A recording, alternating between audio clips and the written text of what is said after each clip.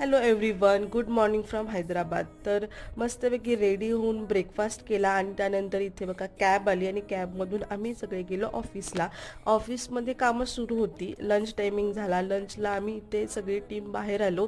अंतेरा जे की हैदराबादमधले famous restaurant आहे, तर तिकडे गेलेलो. तिथे मस्तपैकी लंच एन्जॉय केला आणि अंतेरामध्ये एक फेमस डिश होती, स्वीट डिश, तर त्याचं नाव होतं जाबुन का घोसला. तर ती खूप भारी होती, युनिक होती. मी फर्स्ट टाइम ट्राय केली, कारण की ती इकडे महाराष्ट्रामध्ये तर मला भेटली नाही, तर मग मी तिथे ट्राय केली.